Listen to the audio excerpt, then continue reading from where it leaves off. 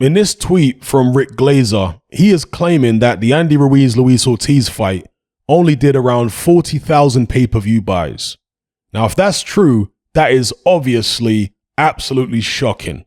And you wonder why they would put a fight like that on pay-per-view in the first place. But then again, they put Luis Ortiz versus Charles Martin on pay-per-view. I mean, that's absolutely bizarre that they would put that fight behind a paywall. In any event, Rick Glazer, to be fair, isn't exactly the most objective and neutral guy when it comes to Al Heyman and PBC. And I've got no issue with him criticizing them, but all he ever seems to do is criticize them, and he seems to have something personal against them. That's what I've seen over the years from Rick Glazer. Judging by his tweets and interviews and stuff like that, he really doesn't like PBC, but that doesn't mean that he's not telling the truth. We have to find out from other sources whether this 40,000 pay-per-view buys is anything like accurate. And as I say, if it is, shocking stuff. And this seems to be a trend in boxing all round, I guess because of the economic downturn that's happened over the past 2.5 years due to government policy all around the world that's trashed the economy. And a lot of these broadcasters are now looking to make back money that they've lost over the past 2.5 years with extra pay-per-views. That's what it seems to be to me, because you got DAZN putting pay-per-views on all over the place when they were supposed to be the anti-pay-per-view platform. They were supposed to be the ones who were going to kill pay-per-view in the United States, in the UK, whatever. But they're doing loads themselves now. And of course, as Rick Glazer has pointed out, PBC Fox have been putting the most bizarre fights on pay-per-view, like Charles Martin versus Luis Ortiz. I mean, just incredible.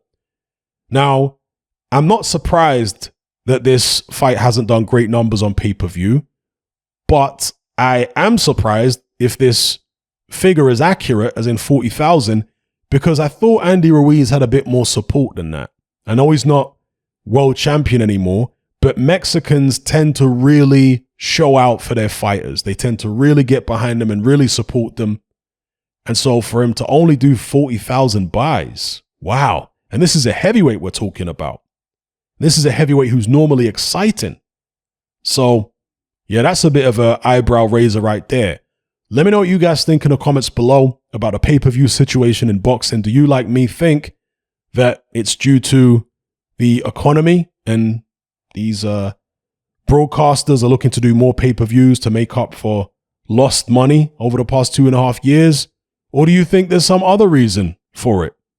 Do you think that this was inevitable, that DAZN and all these other platforms would just increasingly do pay-per-views because they're just greedy and it's got nothing to do with them losing revenue over the past 2 years? I mean, I can't really see a case for that particular viewpoint, because you can't argue that they've lost loads of revenue over the past 2 years. It's a fact.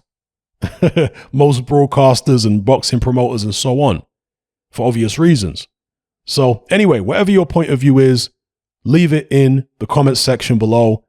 And again, it's a strange situation because prices, the cost of living is going up and so on, but yet the frequency of pay-per-views is increasing.